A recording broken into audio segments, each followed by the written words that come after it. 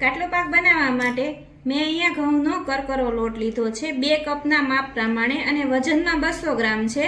તો આજે આપણે ભાખરી કરતા છે જાડો લાડવાનો અથવા લાપસીનો લોટ હોય છે એ મેં લીધો છે 2 કપ લીધો છે। ભાખરીનો જે લોટ આવે છે ને એનાથી સેજ જાડો લોટ લીધો છે મેં। ઘઉંનો લોટ કરકરો જ લેવાનો આપણે કાટલો પાક બનાવવા માટે। તો મેં 2 કપ આ લોટ લીધો છે કરકરો ઘઉંનો અને 250 ગ્રામ ગોળ લીધો છે અને કપના માપ પ્રમાણે 1 વાટકો થશે આ ગોળ જે છે। અને આ ગોળ જે છે એ આપણે આવો ઢીલો જ લેવાનો છે। આપણે જે ડબ્બાનો ગોળ આવે છે ને ઢીલો એ લેવાનો છે। તો 250 ગ્રામ મેં ગોળ લીધો છે અને આ ડ્રાયફ્રૂટ લીધા છે 1 વાટકો। એમાં કાજુ બદામ અને પિસ્તા છે એ મેં આવી રીતે કટ કરી લીધા છે અને આપણે છીણેલું ટોપરું લીધું છે। એ તમારે જરૂર પ્રમાણે જેટલું નાખવું હોય એટલું નાખી શકાય। અને 250 ગ્રામ મેં ઘી લીધું છે અને 1 ચમચી મેં સૂંઠ પાવડર લીધો છે। સૂંઠનો પાવડર આવે છે એ મેં 1 ચમચી સૂંઠનો પાવડર લીધો છે અને 2 ચમચી મેં સુવાદાણા લીધા છે। કેમ કે કાટલું પાક હોય ને એમાં સુવાદાણા હોય ને તો જ કાટલું પાક સારું લાગે છે, એટલે 2 ચમચી મેં સુવાદાણા લીધા છે। એને આપણે વાટી અને પાવડર બનાવી લેવાનો છે। અને આ મેં કાટલું પાક લીધો છે। આ જે કાટલું પાક છે એ મેં 2 ચમચી લીધો છે। એ તમને દુકાન ઉપરથી મળી જ રહેશે। 32 પણ કહેવાય અને કાટલું પાક પણ કહેવાય। અને આપણે 2 ચમચી અહીંયા ગુંદર લીધો છે, જે આપણે બાવળનો ગુંદર આવે ને એ। તો પહેલાં આપણે ગુંદરને તળી લઈએ। ગુંદર તળવા આપણે પહેલાં થોડુંક તેલ થોડુંક ઘી મૂકી દઈશું। આપણે ઘી થોડુંક પહેલાં ગુંદરને તળવા મૂકવાનું છે। તો પહેલાં આપણે થોડુંક જ મૂકશું, પછી આપણે બીજું મૂકવાનું છે। તો આપણું ઘી ગરમ થાય એટલે પહેલાં આપણે એને થાળીને ગ્રીસ કરી લઈશું આપણે, પછી આપણે ગુંદર તળશું। કેમ કે આપણે થાળીમાં જ લેવાનું છે એટલે આપણે થાળીને પહેલાં ગ્રીસ કરી લઈએ, એટલે પાછું આપણે ઘી ગરમ કરવું નહીં। હવે આપણે ગુંદરને તળી લઈએ। પહેલાં આપણે થોડો થોડો નાખી અને તળી લેવાનું છે। આપણે ગેસ ધીમો કરી અને આવી રીતે થોડોક છૂટો પાડી દેવાનો, નહીંતર એ આખો છે ને બધો ભેગો ગાંગડો થઈ જતો હોય છે। એટલે આપણે આવી રીતે ગુંદરને ધીમા તાપે તળી લેવાનું। એકદમ ફૂલીને વ્હાઈટ જેવો થઈ જાય ને ત્યાં સુધી તળી લેવાનું। જો આવી રીતે આપણે ગુંદર બધો જ ગુંદર આપણે આવી રીતે તળી લેવાનું।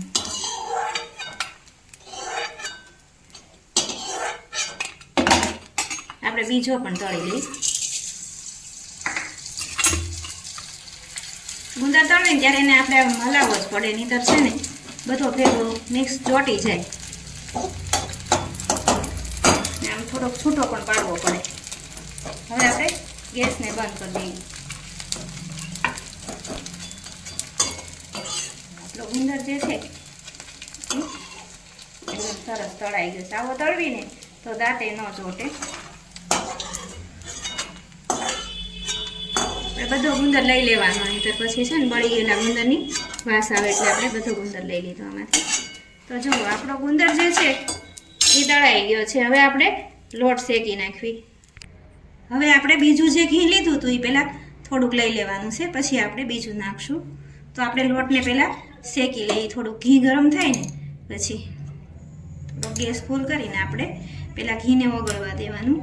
હવે આપણે જે લોટ લીધો હતો એને આપણે શેકી લઈએ। ગેસ હવે ધીમો કરી દેવી। પછી આપણે ઘીનું જરૂર પડે તો આપણે લેવાનું છે। આપણે આવી રીતે છે ને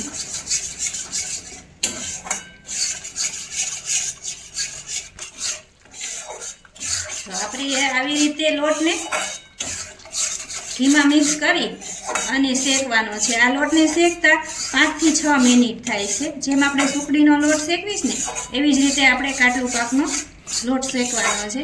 તો આપણે આવી રીતે એને મિક્સ કરતા જ રહેવાનું છે, નહીંતર આપણે નીચે બેસી જશે। તો આને આપણે 5 થી 7 મિનિટ સુધી શેકી લેવાનો છે। આવી રીતે આપણે થોડું ઘી નાખી દઈશું।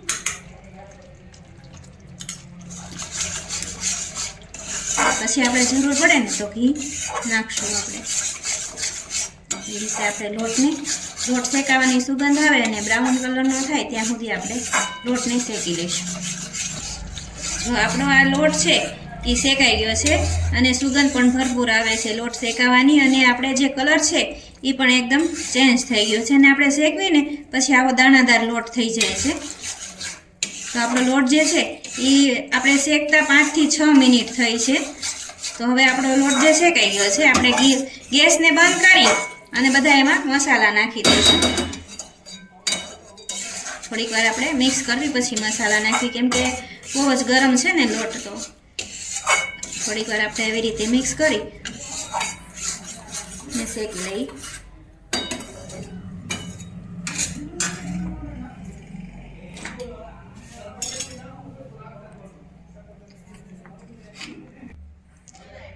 આપણે લોટ છે એ થોડોક ઠંડો થઈ ગયો છે. હવે એમાં આપણે સૂંઠ પાવડર નાખવાનો છે. તમારે જેટલો ખાતો હોય, જેટલો સ્વાદ પ્રમાણે તમારે નાખવો હોય એ પ્રમાણે તમારે ઓછા વધુ કરી શકો. આ આપણે સુવાદાણાનો પાવડર બનાવી લીધો છે, એ આપણે 1 ચમચી નાખશું. અને આપણે 2 ચમચી આપણે કાટલું પાક નાખશું. એને પહેલાં આપણે મિક્સ કરી લેવાનું.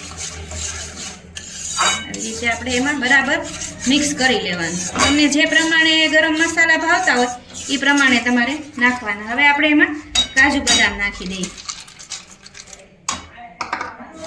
અને આપણે મિક્સ કરી દઈએ. હવે આપણે ટોપરું નાખી દઈએ.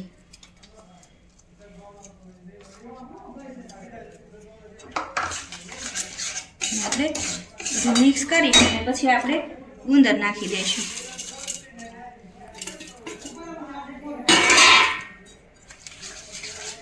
બધા જે મસાલા છે એ બધા અંદર નાખી દીધા છે. અને સુવાદાણાનો પાવડર જે છે એ જે આપણે સ્ત્રીઓ અને સુવાવડ વખતે જે આપણે કાટલું પાક બનાવતા હોય છે એમાં ખાસ લેવાતો હોય છે, એટલે સુવાદાણા નાખવા ખૂબ જ જરૂરી છે.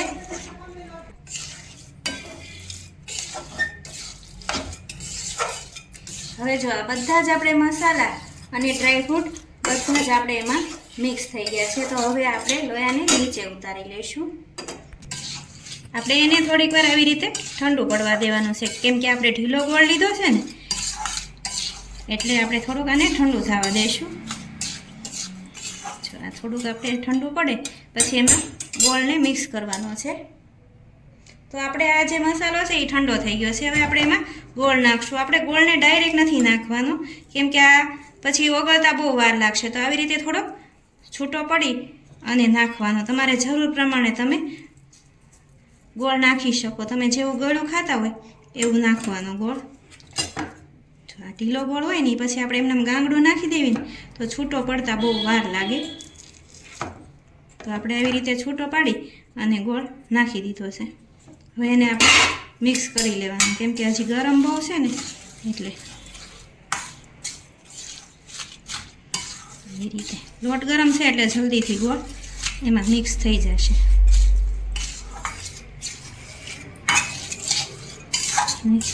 ગોળની અંદર છે ને બરાબર મિક્સ કરી લેવાનું.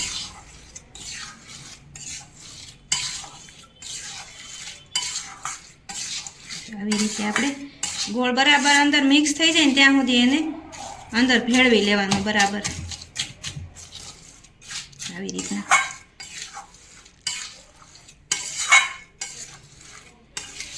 ગોળ મિક્સ થઈ જાય ને એટલે હમણાં આપણો લોટ છે ને એ કઠણ થઈ જાય. દેખાય તમને? અંદર ગોળ મિક્સ થઈ જાય ને એટલે આપણો લોટ જે છે ને એ સરસ એકદમ થઈ જતો હોય છે. આ સ્ત્રીઓ માટે તો આ કાટલું પાક છે ને એ બહુ જ જરૂરનું છે. આ આખો શિયાળો આપણે ખાઈ શકીએ આ કાટલું પાક. તો જો આપણો બધો ગોળ જે છે ને એ અંદર મિક્સ થઈ ગયો છે. હવે આપણે એક થાળીમાં લઈ લઈશું એને. એમાં લઈ લઈએ આપણે.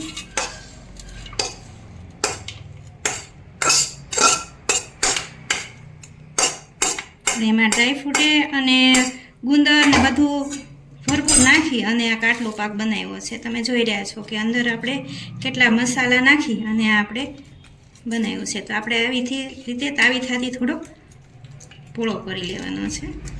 આવી રીતે આમાં ધીમે ધીમે દબાવતા એને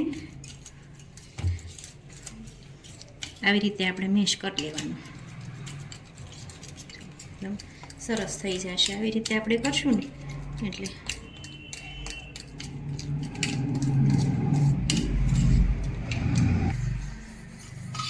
તો આપણે એક વાટકીથી આને આવી રીતે એકદમ સરસ એક રસ કરી લેવાનો. તો આપણે જો એના ઢેપલા પાડવા હોય તો આપણે ગરમ હોય ત્યારે જ એના આવી રીતે પીસ બનાવી લેવાના. તમારે જેવા બનાવાય તો નહીંતર પછી ઠંડુ પડી જાય ને પછી એના પીસ નહીં બને, કેમ કે અંદર ગુંદર ને એવું બધું હોય ને એટલે પછી છરી અંદર નહીં બેસે. એટલે આપણે આવી રીતે એમાં કાપા પાડી લેવાના. તમારે જેવડા સાઈઝના પાડવા હોય એ રીતે પાડી લેવાના. ગરમ હશે ને ત્યારે ફટાફટ પડી જાય એમાં.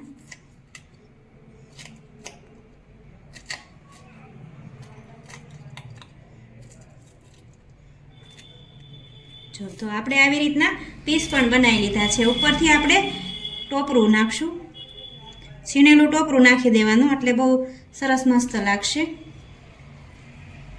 અને આપણે ઉપરથી પિસ્તા નાખી દઈશું.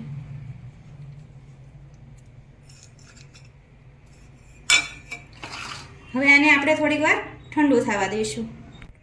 તો જો આપણું કાટલું પાક છે એ ઠંડુ થઈ અને આવી રીતે પીસ બનશે. તમે જોઈ રહ્યા છો કે એકદમ ટેસ્ટી આબ લાગે છે. તો જો મિત્રો, તમને આ કાટલું પાક બનાવવાની રીત પસંદ આવે તો મારી ચેનલ એસપી રસોઈને સબસ્ક્રાઈબ કરી અને બેલ આઇકન દબાવવાનું ભૂલતા નહીં, જેથી કરી તમને મારી અવનવી રસોઈ જોવા મળે. તો આપણે તૈયાર છે આપણો કાટલું પાક.